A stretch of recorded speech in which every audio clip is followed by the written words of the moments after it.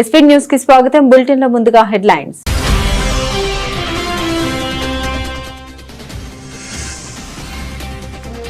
పర్యావరణ పరిరక్షణ, వాతావరణ మార్పులపై బ్రిక్స్ దేశాల కీలక భేటీ.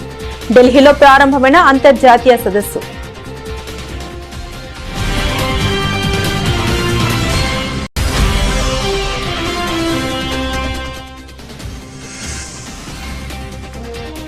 విద్యార్థుల డిమాండ్లపై జార్ఖండ్ ప్రభుత్వం సానుకూలం, కానీ సిబిఐ విచారణపై మంత్రి కీలక వ్యాఖ్యలు.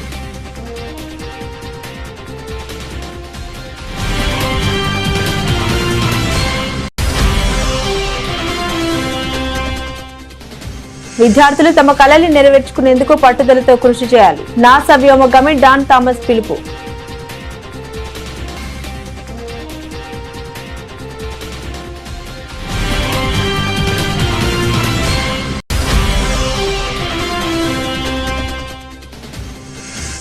జమ్మూ కశ్మీర్ లో ఘనంగా ప్రారంభమైన శ్రీ బాబా బుద్ధ అమర్నాథ్ యాత్ర. రాజౌరి బేస్ క్యాంపునకు పోటెత్తిన భక్తులు.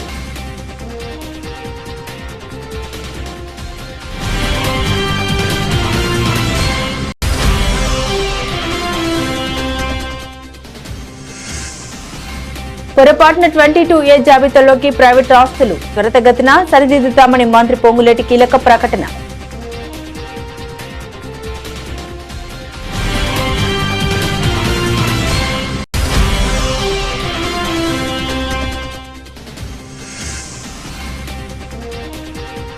అమరావతిలో సీఎం చంద్రబాబు అధ్యక్షతన ఏపీ కేబినెట్ భేటీ. పలు కీలక బిల్లులపై చర్చ.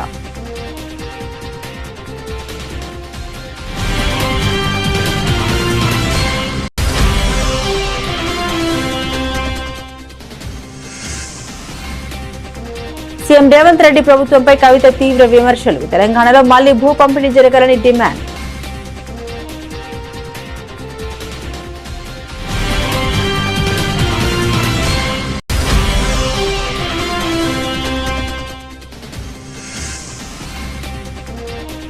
దమ్ముంటే డిఎస్సీ అక్రమాలపై నాతో చర్చకురా. మంత్రి నారా లోకేష్ కు మాజీ మంత్రి పేర్ని నాని సవాల్.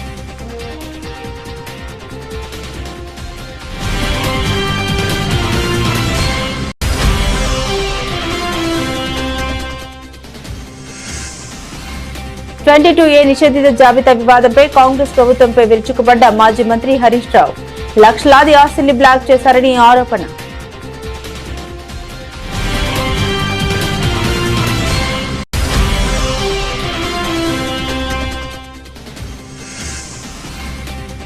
దమ్ముంటే జీవో మార్పుపై చర్చకు రండి. అర్ధరాత్రైనా సభలోనే ఉంటామన్న వైకాపా నేత బొత్స.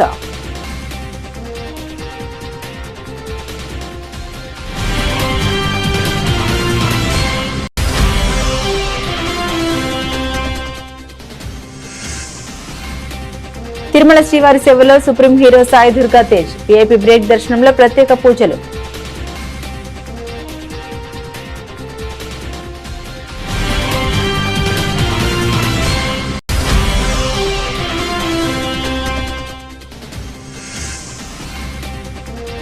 టెస్టుల్లో రిషబ్ పంత్ చరిత్ర. 100 సిక్సర్లు కొట్టిన తొలి భారత క్రికెటర్ గా రికార్డు.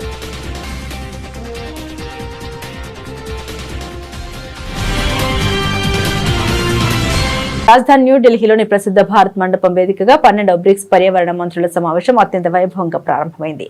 భారత బ్రిక్స్ అధ్యక్షతన జరుగుతున్న ఈ ఉన్నత స్థాయి సదస్సుకు కేంద్ర పర్యావరణ, అటవీ, వాతావరణ మార్పుల శాఖ మంత్రి భూపేందర్ యాదవ్ అధ్యక్షత వహిస్తున్నారు. స్థిరత్వం, వినూత్నత, సహకారం మరియు పర్యావరణ పరిరక్షణ అనే ప్రధాన ఇతివృత్తంతో ఈ సదస్సు కొనసాగుతుంది. ఈ భేటీలో బ్రిక్స్ కూటమి సభ్య దేశాల పర్యావరణ మంత్రులు, ప్రతినిధులు, విధాన రూపకర్తలు మరియు నిపుణులు పెద్ద సంఖ్యలో పాల్గొని పర్యావరణ సవాళ్లపై తీవ్రంగా చర్చిస్తున్నారు. ప్రధానంగా వాతావరణ మార్పుల నివారణ, సర్క్యులర్ ఎకానమీ, సుస్థిర జీవన శైలి మరియు అటవీ ప్రాంతాల రక్షణ వంటి అంశాలపై భాగస్వామ్య దేశాల మధ్య అవగాహన ఒప్పందాలు మరియు ఉమ్మడి కార్యాచరణ రూపొందించడమే ఈ సమావేశం యొక్క ముఖ్య ఉద్దేశం. కూటమి దేశాల మధ్య బహుపాక్షిక సహకారం బలోపేతం చేసేందుకు ఈ సమావేశం కీలక వేదికగా నిలవనుంది. జార్ఖండ్ లో ఉద్యోగ నియామక పరీక్షల్లో అక్రమాలకు నిరసనగా గత 16 రోజులుగా నిరాహార దీక్ష చేస్తున్న విద్యార్థి నాయకుడు దేవేంద్ర మహాతో తన దీక్షను విరమించారు. రాష్ట్ర మంత్రి దీపికా పాండే సింగ్ మరియు ఇతర నేతలు ఆయన్ను కలిసి చర్చలు జరిపిన అనంతరం ఆయన పండ్ల రసం ఇచ్చి దీక్షను విరమింపజేశారు. ఈ సందర్భంగా రిఫార్మ్ మంచు చేస్తున్న సిబిఐ విచారణ డిమాండ్ పై మంత్రి పాండే స్పందించారు. ప్రభుత్వ డిమాండ్లకు కూడా ఒక పరిమితి ఉంటుంది. ప్రభుత్వం నెరవేర్చగలిగేలా విద్యార్థుల డిమాండ్లు ఉండాలని వ్యాఖ్యానించారు. సిబిఐ దర్యాప్తు సమర్థతపై సందేహాలు వ్యక్తం చేస్తూ పేపర్ లీకేజీలకు సంబంధించి ఇప్పటికే 17 కేసులు సిబిఐ వద్ద విచారణలో పెండింగ్ లో ఉన్నాయని, వాటిలో ఎలాంటి ఫలితాలు రాలేదని ఆరోపించారు. అందుకే రాష్ట్ర ప్రభుత్వ పరిధిలోనే నిష్పాక్షికమైన దర్యాప్తు జరిపిస్తామని హామీ ఇచ్చారు. अभी हम लोग देवेंद्र जी के साथ और जयराम जी के साथ, माननीय मंत्री इरफान जी के साथ जयपाल सिंह स्टेडियम जा रहे हैं, जहां इनके और साथी आंदोलनरत हैं। वहां मंच पर उनसे जाकर के वो सामूहिक तौर पर मिलेंगे और अपने अनशन को स्थगित करने की बात रखेंगे और चरणबद्ध तरीके से आंदोलन हो सकता है। रिफॉर्म्स को लेकर के जो बातें हैं उस पर भी माननीय मुख्यमंत्री जी ने आईएएस अमिताभ कौशल की अध्यक्षता में कमेटी फॉर्म करने की घोषणा कर दी है और सभी स्टेक होल्डर्स के साथ कंसल्टेशन के साथ झारखंड का जो रिफॉर्म्स यहाँ के छात्र तय करेंगे वो बनेगा और वो एक मॉडल होगा जिसको पूरा देश कॉपी करेगा। मैम, रिफॉर्म मंच के कुछ युवा हैं, वो कह रहे हैं कि सीबीआई जांच नहीं होगा तब तक हमारा। अब उनसे भी बात होगी। अब हम लोगों ने तो सब बातें मानी हैं। बात भी जिद भी उस हद तक ही होनी चाहिए जो सरकार मान सके। इन छात्रों के आंदोलन के पहले से देवेंद्र जी ने जो बातें रखी थी, सीआईडी जांच उस पर होकर के कार्रवाई शुरू हो गई थी। निष्पक्ष जांच होगा और सीबीआई एक भी रिजल्ट नहीं दे पाया है। पेपर लीक के 17 मामले उनके पास पेंडिंग है। देश में 2015 से 152 पेपर लीक और मैनिपुलेशन की बातें हैं। उन बातों का कोई नतीजा केंद्र की सरकार, केंद्र की एजेंसी नहीं निकाल पाई है। इसलिए हम लोग सीआईडी से समय सीमा हम लोगों ने तय किया 90 दिन में चार्जशीट फाइल करना और साथ ही साथ फास्ट ट्रैक कोर्ट से उसका अनुसंधान करना और निर्णय लेना यह तय हुआ है। इतना समय छात्रों को देना चाहिए कि ये बहुत एक महत्वपूर्ण छात्र आंदोलन जिसकी शुरुआत झारखंड में हुई, जो विशेष करके रिफॉर्म्स को थी, उसको लेकर सरकार हमेशा संवेदनशील रही। माननीय मुख्यमंत्री जी इस पर एक पल का रिपोर्ट रखते रहे छात्रों के आंदोलन का, और राहुल जी ने भी लगातार इन छात्रों के हितों की बात की। और आज हम लोग धन्यवाद देना चाहते हैं आंदोलनकारियों से का कि आप लोगों ने राज्य हित में, छात्र हित में जो आंदोलन सकारात्मक तरीके से किया, अहिंसा के साथ किया, आज उसका समापन भी बहुत सम्मानजनक तरीके से कर रहे हैं। सरकार ने आप लोगों के हित में सभी बातों को मानने का काम किया है और यह अश्योर करती है सरकार हमारी कि जो जांच है वो निष्पक्ष तरीके से होगी और एक भी दोषी इसमें बचेगा नहीं। తమిళనాడులోని కారైకూరులో ఉన్న శ్రీ రాజరాజన్ ఇంజనీరింగ్ కళాశాలను నాసా ప్రసిద్ధ వ్యోమగామి డాన్ థామస్ సందర్శించారు. ఈ సందర్భంగా విద్యార్థులను ఉద్దేశించి మాట్లాడిన ఆయన వారిలో సరికొత్త ఆశలను, పట్టుదలను నూరిపోశారు. విద్యార్థులు ఎల్లప్పుడూ తమ కళల్ని విశ్వసించాలని, ఎదురయ్యే సవాళ్లకు భయపడి ఆశయాలను ఎప్పటికీ వదులుకోకూడదని ఆయన పిలుపునిచ్చారు. క్రమశిక్షణ, నిరంతర శ్రమ ఉంటే జీవితంలో అనుకున్న ఏ లక్ష్యాన్నైనా సాధించవచ్చని స్పష్టం చేశారు. అంతరిక్షంలో తమ అనుభవాలను విద్యార్థులతో పంచుకుంటూ యువత శాస్త్ర సాంకేతిక రంగాల్లో నూతన ఆవిష్కరణ వైపు అడుగులు వేయాలని ఆకాంక్షించారు. నాసా వ్యోమగామి వ్యాఖ్యలు విద్యార్థుల గొప్ప స్ఫూర్తిని నింపాయి. The number one message to all the students, this is for India and around the planet, is to always work hard in school every single day. I encourage them to do their best every day, and whatever their dream is, to follow that, not to give up accomplishing their dream in life. My dream since I was a young boy was to be an astronaut. It took me 33 years of hard work to get there. So I encourage all the students, keep working hard every day, and whatever your dream is, do not give up on it, and you can accomplish anything you want to in your lifetime. That's my chief message. Yeah, I knew Kalpana Chawla very well. She worked for me in the astronaut office, and we shared an office together. She was the hardest working astronaut I've ever seen. Sunita Williams was born in my hometown of Cleveland, Ohio, so we're also good friends. I have not met Anil Menon up on the International Space Station. He's been up there about a month so far. But this is really good representation for the country of India in the exploration of space. Jammu Kashmir లో ప్రసిద్ధ శ్రీ బాబా బుద్ధ అమర్నాథ్ యాత్ర అత్యంత వైభవంగా ప్రారంభమైంది. తొలి రోజు యాత్రలో భాగంగా 2000 మందికి పైగా భక్తులు రాజౌరి బేస్ క్యాంపునకు చేరుకుని స్వామివారి దర్శనార్థం ప్రయాణమయ్యారు. రాజౌరి బేస్ క్యాంప్ వద్ద పీఠాధిపతి స్వామి శ్రీ విశ్వాత్మానంద సరస్వతి జీ మహారాజ్ ప్రత్యేక పూజ కార్యక్రమాలు నిర్వహించారు. ఈ సందర్భంగా ఆయన మాట్లాడారు. పవిత్రమైన బుద్ధ అమర్నాథ్ క్షేత్రంలో స్వామివారిని దర్శించుకోవడం, పూజించడం కోటి శివలింగాల్ని పూజించడంతో సమానమని పేర్కొన్నారు. యాత్రికుల కోసం స్థానిక యంత్రాంగం చేసిన భద్రత మరియు ఇతర సౌకర్యాల ఏర్పాట్లపై ఆయన తీవ్ర హర్షం వ్యక్తం చేశారు. आज एक बहुत बड़ा दिन है, सावन का सोमवार है, नागपंचमी है और इसके साथ साथ एक बाबा बूढ़ा अमरनाथ की यात्रा आज शुरू हुई है, जिसमें ये यात्रा सुंदरबनी और अब राजौरी में 2 हॉल्ट पॉइंट्स थे। दोनों जगहों पे तमाम इंतजामात बहुत पहले से ही शुरू किए जा चुके थे। कल भी हम लोगों ने पूरा विजिट करके एक पॉइंट में जो अरेंजमेंट है यात्रियों के लिए, चाहे वो लंगर की व्यवस्था है, चाहे वो रुकने की व्यवस्था है, चिकित्सा व्यवस्था है और साथ में सैनिटेशन सर्विसेज है, उसको इंश्योर किया। और साथ में ही क्योंकि हाईवे पे भी कुछ पॉइंट्स थे ताकि लोगों को, यात्रियों को आने में कोई दिक्कत ना हो, इसके लिए बॉर्डर रोड ऑर्गेनाइजेशन को भी मौके पे साथ लिया गया और ये इंश्योर किया जा रहा है कि यात्री का अनुभव अच्छा अनुभव हो, आने में कोई तकलीफ ना हो। बहुत हर्षोल्लास के साथ, बहुत खुशी के साथ सभी जो है यात्री यहाँ पर दर्शन करने आए हैं और यहाँ पर प्रशासनिक अधिकारी भी बहुत दिल लगाकर पूरी मेहनत के साथ इस यात्रा को सेफ सफल बनाने के लिए प्रयास कर रहे हैं। जितने यात्री इस बार आ रहे हैं, जैसी रिपोर्ट्स आ रही हैं, पिछले साल से ये डबल नंबर होने वाला है, इस बार डबल से भी ज्यादा है। लेकिन उसके साथ साथ बड़े अनुशासित ढंग से यात्रा भी आई है और यहाँ भी बहुत अच्छे ढंग से प्रशासन के द्वारा और बजरंग दल और सभी समाज सेवी संस्थाएं जो इस काम में जुटी रहती हैं राजौरी की, सबने मिलकर के बहुत सुंदर व्यवस्था की है और एक अच्छे मिलनसारिता के साथ आपसी सांप्रदायिक सद्भाव का भी परिचय दिया है और सभी धर्मों के, सभी वर्गों के लोग यहाँ पर उपस्थित हैं और बड़ी सुंदर एक छटा है। రాష్ట్రంలో నిషేధిత భూముల జాబితా అయిన సెక్షన్ 22A అంశంపై తెలంగాణ రెవెన్యూ శాఖ మంత్రి పొంగులేటి శ్రీనివాసరెడ్డి కీలక ప్రకటన చేశారు.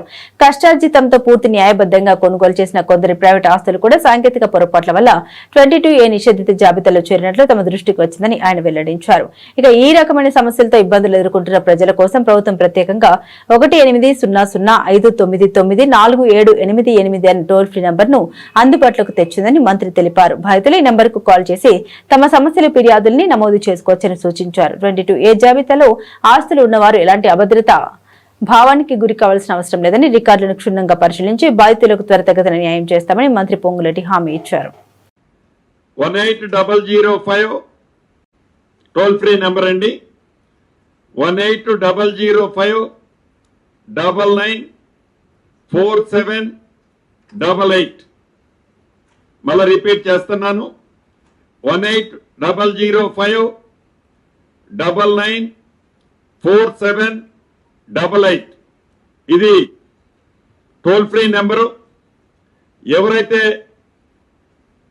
న్యాయబద్ధంగా వారి కష్టార్జితంతో సంపాదించుకున్న ఆస్తులున్నాయో, నేను కూడా చూశాను, కొంతమంది మీడియా మిత్రులు చెప్పి రాసిన దాన్ని చూశాను. ఒక చిరు ఉద్యోగి 100 గజాలు 110 గజాలు దాని రిజిస్ట్రేషన్కి నేను ఏదో ట్రాన్సాక్షన్ కోసం అమ్ముకోవటానికి పోతే నా ప్రాపర్టీ నిషేధిత జాబితాలో ఉందని. పాపం తను అనే దాంట్లో న్యాయం ఉంది. ఎందుకంటే తను 6 కాలం కష్టపడి సంపాదించుకున్న ఆ ప్రాపర్టీలో తను పూర్తి సర్వాక్కులో ఉన్నా అనుకున్న టైంలో ప్రభుత్వం దాని నిషేధిత జాబితాలో ఉన్నదన్నప్పుడు డెఫినెట్ గా తను ప్యానిక్ పోయే దాంట్లో అర్థం ఉంది. అటువంటి పరిస్థితి భవిష్యత్తులో ఉండొద్దని ఎవ్రీ వీక్ ఈ ఉన్నతాధికారుల కమిటీ సమీక్షిస్తుంటది. టోల్ ఫ్రీ నెంబర్లో కంప్లైంట్ స్వీకరిస్తుంటాం. రిటర్న్ పూర్వకంగా మీరిచ్చే కంప్లైంట్లు స్వీకరిస్తుంటాం. రాజధాని అమరావతిలోని సచివాలయంలో ముఖ్యమంత్రి నారా చంద్రబాబు నాయుడు అధ్యక్షతన ఆంధ్రప్రదేశ్ రాష్ట్ర మంత్రివర్గ సమావేశం అత్యంత ప్రాధాన్యత నడుమ కొనసాగుతుంది. ఈ భేటీలో రాష్ట్ర అభివృద్ధి, పరిపాలన పరమైన సంస్కరణ మరియు రాబోయే అసెంబ్లీ సమావేశంలో ప్రవేశపెట్టబోయే పలు కీలక బిల్లులపై కేబినెట్ సమగ్రంగా చర్చిస్తోంది. ఈ సమావేశంలో ప్రధానంగా బీసీ రిజర్వేషన్ల పెంపు అంశంపై మంత్రివర్గం ప్రత్యేకంగా దృష్టి సారించింది. స్థానిక సంస్థల్లో బీసీలకు ప్రాతినిధ్యం పెంచే దిశగా తీసుకోవాల్సిన చట్టబద్దమైన చర్యలపై మంత్రులతో సీఎం సుదీర్ఘంగా ఆలోచిస్తున్నారు. దీంతో పాటు పట్టణ స్థానిక సంస్థల్లో విప్లవాత్మక మార్పులు తీసుకొచ్చేలా మున్సిపల్ చైర్మన్లు, కార్పొరేషన్ మేయర్ల ప్రత్యక్ష ఎన్నికల బిల్లుపై కేబినెట్ లో కీలక చర్చ జరుగుతుంది. కౌన్సిల్లు లేదా కార్పొరేటర్ల ద్వారా కాకుండా ప్రజలే నేరుగా మేయర్లను, మున్సిపల్ చైర్మన్లను ఎన్నుకున్న విధానాన్ని పునరుద్ధరించేందుకు సిద్ధం చేసిన ముసాయిదా బిల్లుకు కేబినెట్ ఆమోదం తెలిపే అవకాశం ఉంది. అంతేకాకుండా రాష్ట్రంలో పెట్టుబడుల్ని ఆకర్షించేందుకు నూతన పారిశ్రామిక విధానం, సంక్షేమ పథకాల అమలు తీరు, ఉద్యోగుల భర్తీ మరియు ఇటీవల కురిసిన వర్షాలు, పంట నష్ట పరిహారంపై కూడా కేబినెట్ లో సమీక్షిస్తున్నారు. సభ ముందుకు తీసుకురావాల్సిన పలు ఆర్డినెన్స్లు మరియు బిల్లులకు మంత్రివర్గం ఆమోద ముద్ర వేయనుంది. తెలంగాణ రక్షణ సేన చీఫ్ కల్వకుంట్ల కవిత ముఖ్యమంత్రి రేవంత్ రెడ్డి నేతృత్వంలోని కాంగ్రెస్ ప్రభుత్వంపై తీవ్ర స్థాయిలో ధ్వజమెత్తారు. బంజారా హిల్స్ లో నిర్వహించిన మీడియా సమావేశంలో మాట్లాడిన ఆమె రాష్ట్రంలో సామాజిక న్యాయం జరగాలంటే భూమి లేని పేదలకు ఉచితంగా భూ పంపిణీ చేయాల్సిన అవసరం ఉందన్నారు. తమ పార్టీ అధికారంలోకి వచ్చిన వెంటనే భూలక్ష్మి పథకం పేరుతో ప్రతి పేద కుటుంబానికి ఎకరం భూమిని పంపిణీ చేస్తామని సందర్భంగా కవిత హామీ ఇచ్చారు. ప్రస్తుతం రాష్ట్రంలో రేవంత్ రెడ్డి పాలన రాక్షస రాజ్యంలో ఉందంటూ తీవ్రంగా విమర్శించారు. అభివృద్ధి, పరిశ్రమల పేరుతో పేదల భూమిని లాక్కుంటే చూస్తూ ఊరుకోబోమని హెచ్చరించారు. అంతేకాకుండా ప్రభుత్వం 22A నిషేధిత జాబితా ఆధారంగా భూ అక్రమాలకు పాల్పడుతోందని ఆరోపించారు. కవిత చేసిన ఈ సంచలన వ్యాఖ్యలు తెలంగాణ రాజకీయాల్లో తీవ్ర చర్చనీయాంశంగా మారాయి. ఈ రేవంత్ రెడ్డి గారికి, రియల్ ఎస్టేట్ వ్యాపారం చేసే రేవంత్ రెడ్డి గారికి భూమి అంటే ఆయనకు ఒక ట్రాన్సాక్షన్ కావచ్చు, కానీ నా పేద బీసీ ఇంటి ఆడబిడ్డకు భూమి అంటే ఒక ఇమోషన్. నా పేద దళితులకు భూమి అంటే ఒక ఇమోషన్. నా ఆదివాసీలకు భూమి అంటే పంచ ప్రాణం. వదిలిపెట్టి ఉండలేరు, అడవిని వదిలిపెట్టి, భూమిని వదిలిపెట్టి. ఆ విషయం అర్థమవుతలేదు రేవంత్ రెడ్డి గారికి. మానవత్వం అన్నది పరిపాలనలో లోపించింది. అందుకే నేను బలంగా నమ్ముతా ఉన్నా, భూమి పంపిణీ జరగాల్సిందే. తెలంగాణ రక్షణ సేన అధికారంలోకి వస్తే ఖచ్చితంగా భూమి లేని ప్రతి పేద ఇంటికి కూడా కుటుంబానికి 1 ఎకరం చొప్పున మేము భూలక్ష్మి పథకం పేరుతోని భూ పంపిణీ చేయడం జరుగుతుంది. నేనే అధికారంలోకి వచ్చేదాకా ఆగాలి, అప్పటి వరకు పేదలు పేదగా ఉండాలి అనట్లే. కాంగ్రెస్ ప్రభుత్వం భూ పంపిణీ కార్యక్రమం మొదలు పెడితే మొదటి వరుసలో నిలబడి మేమే పంపిణీ చేస్తాం. 1 ఎకరం లేనటువంటి పేదల గురించి వాళ్ళు నేను అప్పీల్ చేస్తూ ఉన్నా, వాళ్ళ గురించి మాట్లాడుతూ ఉన్నా. సామాజిక న్యాయ సాధన జరగాలంటే ముందు భూమి ఉండాల్సిందే. ఒక గ్రామంలో పరిస్థితి ఇమాజిన్ చేసుకోండి. భూమి లేనివాడికి ఎంత విలువ ఉంటుంది, భూమి ఉన్నవాడికి ఎంత విలువ ఉంటుంది. పిల్లనియాలంటే ఏం అడుగుతారు? ఇల్లుందా, భూమి ఉందా, జాగుందా అని అడుగుతారు. ఆ విలువ ఉండద్దా, సామాజిక గౌరవం ఉండద్దా? దానికోసం నేను ప్రయత్నం చేస్తూ ఉన్నా. దయచేసి ఈ విషయాన్ని అర్థం చేసుకోవాల్సిందిగా మా మేధావర్గాన్ని అప్పీల్ చేస్తూ ఉన్నా. నేను సామాజిక న్యాయం జరగాలి తెలంగాణలో అంటే అది పొలిటికల్ స్లోగన్ కాదు. విప్లవాత్మకమైన, గుణాత్మకమైన మార్పు కోసమే తెలంగాణ రక్షణ సేన ముందొచ్చింది. దానికోసం ప్రయత్నం చేస్తుంది. మరి భూలక్ష్మి పథకం కోసం మా ఆడబిడ్డలంతా కూడా ఆలోచన చేయాలి. మీ ఆడబిడ్డగా సమాజంలో గౌరవం సాధించాలంటే ప్రతి కుటుంబానికి కనీసపు ఆస్తి ఉండాలి, 1 ఎకరమన్న జాగు ఉండాలని బలంగా నమ్మే వ్యక్తిగా నేను ఈ పథకాన్ని ప్రవేశపెడతా ఉన్నా. మీ అందరి సంపూర్ణ మద్దతు, ఆశీర్వాదం తెలంగాణ రక్షణ సేనకు ఉంటుందని చెప్పి భావిస్తున్నా. నిజంగా 1 సెకండ్ ఆలోచిద్దాం. యాజ్ హ్యూమన్ బీయింగ్స్, 1 అర్ధ గజం భూమి ఉంటే, 1 గుంట భూమి ఉంటే ఎంత కాన్ఫిడెన్స్ ఉంటుంది. నేను ఉట్టిగా నిర్ణయం తీసుకోలేదండి. దాదాపు 2 నుంచి 3 వేల మంది మహిళలతో ఇంటరాక్ట్ అయ్యి, పేద, మధ్యతరగతి, అగ్రవర్ణాల్లో ఉన్న పేదవాళ్ళతో అందరితో ఇంటరాక్ట్ అయిన తర్వాత వాళ్ళు అడిగిన నేను ఏం కావాలి అంటే, మేము రేపు చచ్చిపోతే మమ్మల్ని ఏడగాలేయాలి, 6 అడుగుల భూమి లేదు మాకు అని బాధపడుతున్న పరిస్థితి నేను చూసిన. అట్లా అనేకమైన అంశాలు చూసిన తర్వాత, చాలా రిపోర్ట్ స్టడీ చేసిన తర్వాత, ల్యాండ్ అవైలబిలిటీ చెక్ చేసిన తర్వాత, పాసిబిలిటీ చెక్ చేసిన తర్వాత మాత్రమే నేను ఈ ప్రపోజల్ పెడతా ఉన్నాను. 1 ఏకర్ 1 ఫ్యామిలీ ఇవ్వగలుగుతాం. ఉంది ల్యాండ్, ఇచ్చే మనసు ఉండాలి. రేపు మేము వచ్చిన తర్వాత పరిపాలన అమ్మ మనసుతో జరుగుతుంది కాబట్టి అందరికీ కూడా, పేదవారందరికీ ఖచ్చితంగా దొరుకుతుంది. ఎందుకంటే గౌరవం ఇవ్వాలి, గౌరవం రావాలి అంటే ల్యాండ్ ఓనర్షిప్ ఉండాల్సిందే. అది ఇవ్వాలంటే కూడా మనకు నచ్చినా నచ్చపోయినా భూమి లేనో తీరు చూస్తారు, భూమి ఉన్నో తీరు చూస్తారు. అది ఊర్లో అయినా, సిటీలో అయినా, ఎక్కడైనా విలువ అనేటటువంటిది, సామాజిక విలువ అనేది ఆస్తిపాస్తులతో చూస్తారు. ఆ ఆస్తిని క్రియేట్ చేద్దామని నేను ప్రపోజల్ చేస్తాను. గవర్నమెంట్ ముందు, ప్రజల ముందు, మేధావుల ముందు ఈ ప్రపోజల్ పెడుతున్నాం. మా పార్టీ నుంచి ఈ అంశాన్ని సీరియస్గా తీసుకుంటాం. రేపటి నాడు అధికారంలోకి వచ్చినాక దాన్ని అమలు చేస్తామనే మాట ఇస్తా ఉన్న తెలంగాణ సమాజానికి. ఆంధ్రప్రదేశ్ రాజకీయాల్లో విమర్శలు ప్రతి విమర్శల పర్వం మరింత వేడెక్కింది. దమ్ముంటే చర్చకు రావాలంటూ కూటమి నాయకులు విసురుతున్న సవాళ్లపై వైసీపీ సీనియర్ నేత మాజీ మంత్రి పేర్ని నాని తీవ్రస్థాయిలో మండిపడ్డారు. మంత్రి నారా లోకేష్ ను ఉద్దేశించి మాట్లాడిన పేర్ని నాని, రాజకీయాల్లో దేనికైనా సమవుజ్జి ఉండాలి. ఒకవేళ ముఖ్యమంత్రి చంద్రబాబు నాయుడు చర్చకు వస్తే మా నాయకుడు జగన్మోహన్ రెడ్డి వస్తారు, కానీ తొలిసారి ఎమ్మెల్యేగా గెలిచి మంత్రి అయిన లోకేష్ చర్చకు వస్తే ఆయనతో మాట్లాడేందుకు నేనే వస్తానని స్పష్టం చేశారు. డీఎస్సీ నియామకాల్లో అక్రమాలు జరిగాయంటూ ఆరోపించిన పేర్ని నాని, మంత్రి లోకేష్ కు చావా సత్తా ఉంటే డీఎస్సీ వ్యవహారంపై తనతో నేరుగా బహిరంగ చర్చకు రావాలని సవాల్ విసిరారు. ఊరికే సవాల్ విసరడం కాదని నిజాయితీ ఉంటే చర్చకు సిద్దమవ్వాలని డిమాండ్ చేశారు. పేర్ని నాని చేసిన ఈ ఘాటు వ్యాఖ్యలు ప్రస్తుతం ఏపీ రాజకీయాల్లో తీవ్ర దుమారం రేపుతున్నాయి. మీద ఆయన సవాల్ చేస్తే మేము స్పందించాం. అరే బాబు, దేనికైనా లోకేష్ గారు సమవుజ్జి కావాలి. ఈ రాష్ట్రానికి మంత్రివి, మొదటిసారి ఎమ్మెల్యే మీరు చేసేది, first time MLA Nara Lokesh, మంత్రి మీ హోదా. అది మేము కూడా మంత్రులకు పెట్టిన వాళ్ళు ఉన్నాం, మేము వస్తామని చెప్పి సమయం చెప్పు, డేట్ చెప్పు, ప్లేస్ చెప్పు అని చెప్పి మేము కూడా ప్రతి సవాల్ చేసాం. నీకు చేత కాకపోతే నాని నువ్వే ఫిక్స్ అయ్యని చెప్పు, నేను పెడతానని చెప్పాను. దానికి ఒలకో పలకో ఇవాళ కార్యకర్తలతో 4 గోడల మధ్య చప్పట్లు కొట్టించుకుంటాకి జగన్ రావట్లేదు, నేను పిలుస్తున్నాను, పిలిస్తే రావట్లేదు. నారా చంద్రబాబు నాయుడు గారిని రమ్మను, జగన్మోహన్ రెడ్డి గారు వస్తాడు. డిఎస్సి మీద చర్చించడానికి నారా చంద్రబాబు నాయుడు గారిని రమ్మను, జగన్మోహన్ రెడ్డి గారు వస్తాడు. నువ్వు చర్చిద్దాం అనుకుంటున్నావా లోకేష్ గారు? నేను రెడీగా ఉన్నానని ఇప్పుడు బోళన్ సార్లు చెప్పాను, మళ్ళీ చెప్తున్నా. మీకు చావు ఉంటే చేతనైతే పేర్ని నాని వస్తాడు. డిఎస్సి మీద దేని గురించి మాట్లాడటాకైనా పాపాలు చేసి, తప్పులు చేసి, పవిత్రమైనటువంటి టీచర్ ఉద్యోగాల్లో దొంగతనాలు చేసి ఇవాళ నీ కార్యకర్తలకి లేకపోతే నీ ఎంబడి తిరిగిన వాళ్ళకి ఉద్యోగాలు వేసి ఇవాళ నీతి కబుర్లు చెప్తున్నారు మీరు.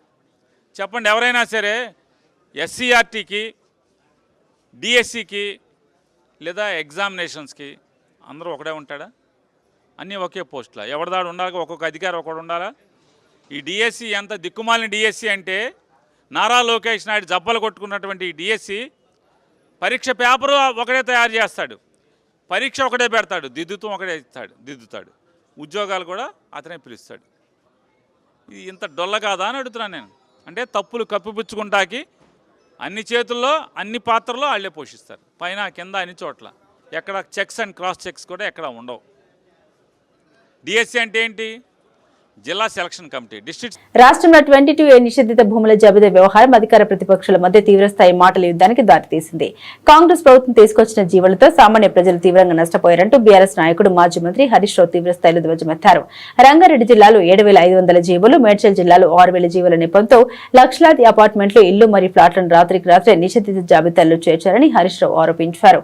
హైదరాబాద్, రంగారెడ్డి, మేడ్చల్ ప్రాంతాలపై ఆధిపత్యం కోసమే రెవెన్యూ మంత్రి పొంగులేటి శ్రీనివాసరెడ్డి అధికారులతో ఈ ఆస్తుల్ని బ్లాక్ చేయించారని విమర్శించారు. ఇప్పుడు ప్రభుత్వం తప్పును సరిదిద్దుకుంటామని చెప్పడంపై మండిపడ్డ ఆయన, దొంగతనం చేసిన దొంగ దొరికిపోయాక సారీ చెబితే చేసిన నేరం మాఫీ అయిపోతుందని ప్రశ్నించారు. ప్రభుత్వం చేసిన ఈ ఉద్దేశపూర్వక తప్పు వల్ల లక్షలాది మంది సామాన్య ప్రజలు ఆగమయ్యారని హరీష్ రావు తీవ్రంగా ఆక్షేపించారు.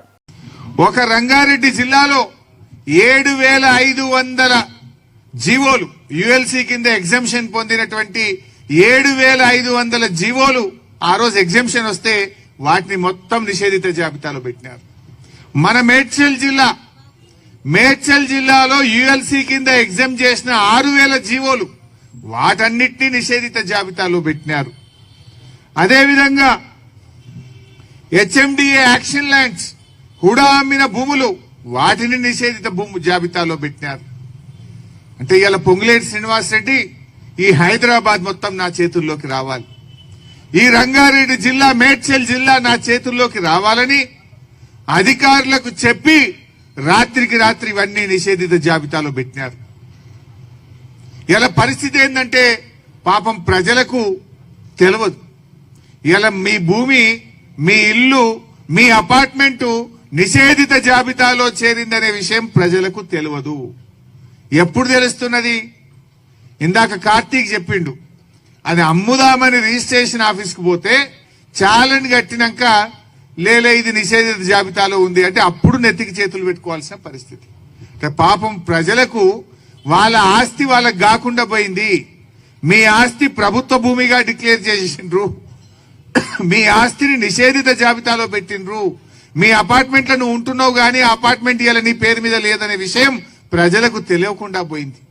ఒకటి కాదు, రెండు కాదు, లక్షలాది ఆస్తులు పెట్టినారు, లక్షలాది అపార్ట్మెంట్లు, లక్షలాది ఇండ్లు, లక్షలాది ప్లాట్లను నిషేధిత జాబితాలో పెట్టి రాత్రికి రాత్రి ప్రజల్ని ఆగం చేసిండ్రు. నిన్న ఒక ఆయన అశోక్ రెడ్డి గారు తిలక్ నగర్ లో ఉంటాడు, నల్లకుంట ప్రాంతంలో. రాత్రి నాకు ఫోన్ చేసిండు. అశోక్ రెడ్డి, తిలక్ నగర్. ఆయన అశోక్ రెడ్డి గారు ఆదివారం, నిన్న ఇవాళ సోమవారం కదా, మంగళవారం, మొన్న ఆదివారం నాడు అమెరికా పోవాల్సి ఉండే. శనివారం 15 ఆగస్టు, శుక్రవారం నాడు రిజిస్ట్రేషన్ పెట్టుకున్నాడు. ఆయనకు 450 గజాల్లో తిలక్ నగర్ లో ఇల్లు ఉన్నది. అది వాళ్ళ తాత తండ్రి నుంచి ఆయనకు వచ్చిన ఇల్లు. సో ఆయన అమెరికాలో ఉంటున్నాడు. ఆ ఇల్లు అమ్మాలని నిర్ణయం చేసుకున్నాడు, అడ్వాన్స్ తీసుకున్నాడు పైసలు, రిజిస్ట్రేషన్ ఆఫీస్ లో స్లాట్ బుక్ చేసుకున్నాడు, ఆదివారం అమెరికాకు టికెట్ బుక్ చేసుకున్నాడు, శనివారం ఏమో 15 ఆగస్టు సెలవు, శుక్రవారం నాడు స్లాట్ బుక్ చేసుకొని సబ్ రిజిస్ట్రేషన్ ఆఫీస్కు పోయింది. డాక్యుమెంట్లు, కాగితాలు తీసుకున్నాడు. కొనటాయన అమ్మటాయన ఇద్దరు కలిసిపోయింది. స్లాట్ బుక్ అయింది, అంత ఎక్కించిండ్రు. ఇక లాస్ట్ సంతకం పెట్టేయాలకి వరకు నీది ప్రాహిబిషన్ లో ఉంది, నీ ఇల్లు నిషేధిత జాబితాలో ఉంది, రిజిస్ట్రేషన్ కాదు పో అన్నాడు. ఏడికి పోవాలి ఇప్పుడు? ఆయన అమెరికా టికెట్ క్యాన్సిల్ చేసుకోవాలనా, ఇక్కడ ఉండాలనా?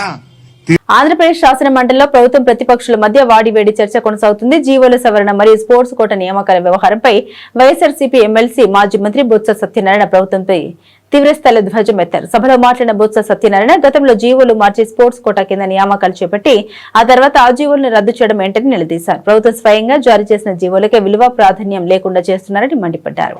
తమ ప్రశ్నలు తప్పు ఉంటే నిరూపించాలని, నిజాయితీ ఉంటే ఈ అంశంపై తక్షణమే సభలో చర్చ పెట్టాలని డిమాండ్ చేశారు. ఉదయం నుండి తాము చర్చ కోసం కోరుతున్నామని, ప్రభుత్వం సిద్ధపడితే అర్ధరాత్రైనా తాము సభలోనే ఉండి చర్చలో పాల్గొంటామని బొత్స సత్యనారాయణ స్పష్టం చేశారు. చెప్పండి, జీవోని తీసుకొచ్చి అసెంబ్లీలో పెట్టించారా? చట్టం చేయించారా? లేదు క్యాబినెట్ మీటింగ్లో పెట్టించారా? ఎక్కడ శాంతి? ఆలోచన జీవో ఇచ్చారు, మంత్రి గారు సంతకం పెట్టి మళ్ళీ అదే మంత్రి గారు జీవో క్యాన్సిల్ చేసి మళ్ళీ పాత జీవోకి ఇచ్చారు. చంద్రబాబు నాయుడు గారు చెప్పారు, వెన్నుపోటు పార్టీ నాయకుడు ఏమని చెప్పాడు? అందులో ఇబ్బందులు ఉన్నాయి, అందుకే మేము మళ్ళీ పాత విధానానికి వెళ్ళామని చెప్పారా లేదా? చెప్పండి. నేను మరి దీన్ని బట్టి ఆ స్పోర్ట్స్ కోటాలో వచ్చి 438 తాలూకా జీవితాలు మరి ఏంటి పరిస్థితి? వాళ్ళ ఉద్యోగ పరిస్థితి ఏంటి? ఆ జీవో స్టాండర్డ్ లేకపోతే ఇచ్చిన జీవోని క్యాన్సిల్ చేసి మళ్ళీ పాత జీవోతో మళ్ళీ వెళ్తున్నాం అంటే నేను అడుగుతున్నాను. నాకున్న అనుభవంతో ఒక అనుభవం కాదు, నేను వేసిన ప్రశ్న తప్పు, దానికి ఉంది క్లారిటీ ఉందంటే చెప్పనండి, అందుకే చర్చిద్దాం. క్లారిటీ ఎన్నో ఉన్నాయి. ప్రభుత్వాలు అంటే పాలకపక్షం కానీ ప్రతిపక్షం కానీ ఒక బాధ్యతగా, ఒక ట్రస్టెడ్గా రాష్ట్ర ప్రజలకు అందరికీ 5 కోట్ల మంది ప్రజలకు ఉండాలి. అంతేగాని వ్యక్తిగత ఆరాధనలకి, వ్యక్తిగత డాంబికాలకి పోవడం కాదు. అది నా తాలూకా అభిప్రాయం. అందుకే నేను చెప్తున్నా, ఉదయం నుంచి అడుగుతాను. లేదు రోజంతా ఎన్ని గంటలను చర్చిస్తాం, మాకు అభ్యంతరం ఉందాం. రాత్రి 8 వరకు ఉందాం, 10 వరకు ఉందాం, 12 వరకు ఉందాం, 2 చర్చిద్దాం అంటే కాదు. మన అసెంబ్లీలో మన ముందెందుకు పెట్టారు, రెండోది ఎందుకు పెట్టారు? అదే వాడు ఇక్కడ పెట్టానంటే అక్కడ పెట్టండి, మా ఇష్టం. అంటే ఏ రకంగా ఉందో రాష్ట్ర ప్రజలందరూ ఆలోచించండి. ఈ ప్రభుత్వం తాలూకా తీరాలకు ఉందో, ఈ ప్రభుత్వం తాలూకా ఆలోచన ఏ విధంగా ఉందో, అందుకే మేము డిమాండ్ చేస్తున్నాం.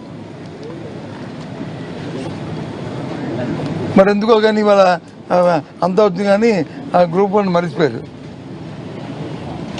ఇవాళ ఎజెండా రాలేదు. సరే అది వాళ్ళ తాలూకా అభిప్రాయం, ప్రభుత్వం ఉంది, పార్టీ తాలూకా అభిప్రాయం, పార్టీ మాకు సంబంధం లేదు. కానీ కలియుగ దైవం తిరుమల శ్రీ వెంకటేశ్వర స్వామివారిని టాలీవుడ్ ప్రసిద్ధ నటుడు సుప్రీం హీరో సాయి దుర్గతేజ్ దర్శించుకున్నారు. ఉదయం నైవేద్య విరామ సమయంలో ఆలయానికి చేరుకున్న ఆయన స్వామివారి సేవలో పాల్గొని తమ మొక్కులు చెల్లించుకున్నారు.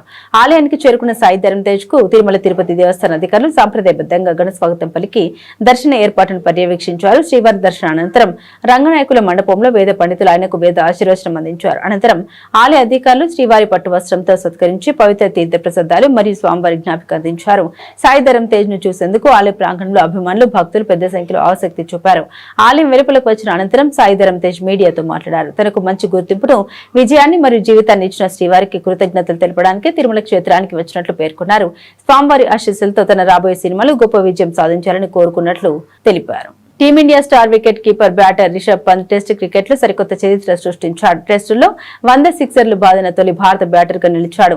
శ్రీలంకతో గాలిలో జరుగుతున్న తొలి టెస్ట్ లో ఈ ఘనత సాధించాడు. లహిర్ కుమార్ బౌలింగ్ లో భారీ సిక్సర్ కొట్టి పంత్ ఈ మైల్ రాయిని అందుకున్నాడు. పంత్ తనదైన ఆటతో ఈ రికార్డు సాధించాడు. కుమార్ వేసిన బంతిని ముందుకు వచ్చి లెగ్ సైడ్ వైపు భారీ షాట్ ఆడాడు. బంతి నేరుగా బౌండరీ దాటి సిక్సర్ గా వెళ్లింది. దీంతో పంత్ టెస్ట్ కెరీర్ లో 100 సిక్సర్లు పూర్తి చేసుకున్నాడు. అదే సమయంలో టెస్టులో తన 20వ అర్ధశతకాన్ని నమోదు చేశాడు. ఈ ఘనతతో పంత్ ప్రపంచ టెస్ట్ క్రికెట్ లో అరుదైన జాబితాలో చేరారు. టెస్టుల్లో 100 సిక్సర్లు కొట్టిన 4వ బ్యాటర్ గా నిలిచారు. ఇంగ్లాండ్ మాజీ కెప్టెన్ బెన్ స్టోక్స్ 138 సిక్సర్లతో అగ్రస్థానంలో ఉన్నారు. న్యూజిలాండ్ మాజీ కెప్టెన్ బ్రెండన్ మెకల్లం 107 సిక్సర్లతో 2వ స్థానంలో ఉన్నారు. పంత్ 100 సిక్సర్లతో 3వ స్థానంలో ఉండగా ఆస్ట్రేలియా దిగ్గజ వికెట్ కీపర్ ఆడమ్ గిల్క్రిస్ట్ కూడా 100 సిక్సర్లు బాదాడు. బులెటిన్ ముగించే ముందు హెడ్లైన్స్ మరోసారి.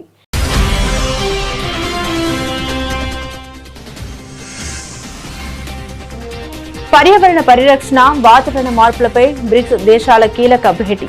ఢిల్లీలో ప్రారంభమైన అంతర్జాతీయ సదస్సు.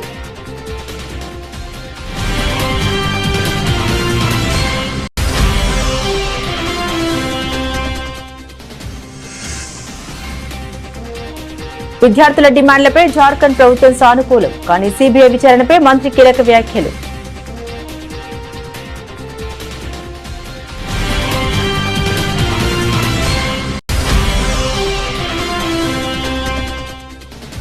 విద్యార్థులు తమ కలల్ని నెరవేర్చుకునేందుకు పట్టుదలతో కృషి చేయాలి. నాసా వ్యోమగామి డాన్ థామస్ పిలుపు.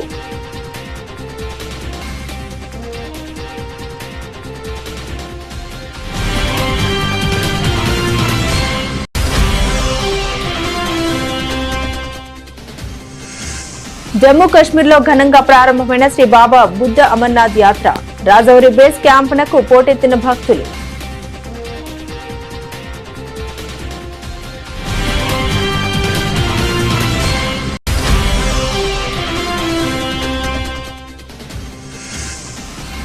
పొరపాటున 22A జాబితాలోకి ప్రైవేట్ ఆస్తులు త్వరితగతిన సరిదిద్దుతామని మంత్రి పొంగులేటి కీలక ప్రకటన.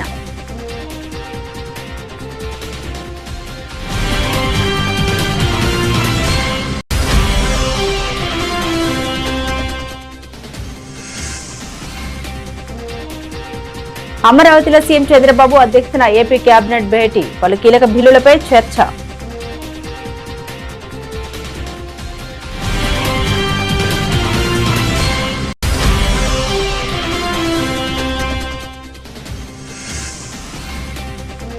సీఎం రేవంత్ రెడ్డి ప్రభుత్వంపై కవిత తీవ్ర విమర్శలు. తెలంగాణలో మళ్లీ భూ పంపిణీ జరగాలని డిమాండ్.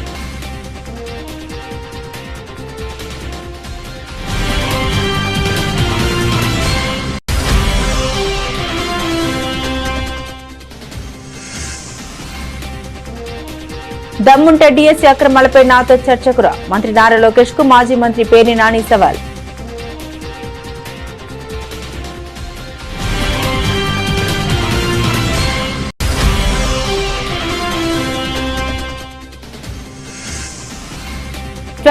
నిషేధిత జాబితా వివాదంపై కాంగ్రెస్ ప్రభుత్వంపై విరుచుకుపడ్డ మాజీ మంత్రి హరీష్ రావు. లక్షలాది ఆస్తుల్ని బ్లాక్ చేశారని ఆరోపణ.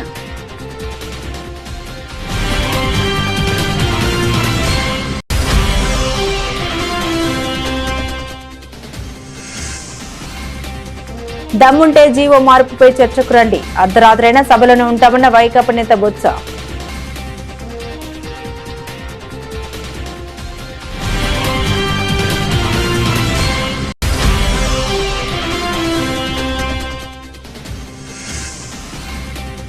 తిరుమల శ్రీవారి సేవలో supreme hero Sai Durga Tej VIP break దర్శనంలో ప్రత్యేక పూజలు.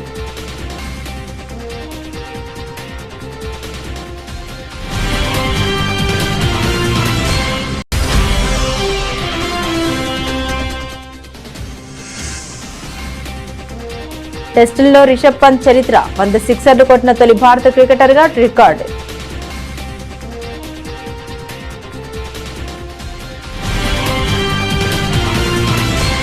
ఇవి బులెటిన్లోని విశేషాలు. తిరిగి మరో బులెటిన్తో మళ్ళీ కలుద్దాం. అంతవరకు సెలవు. నమస్కారం.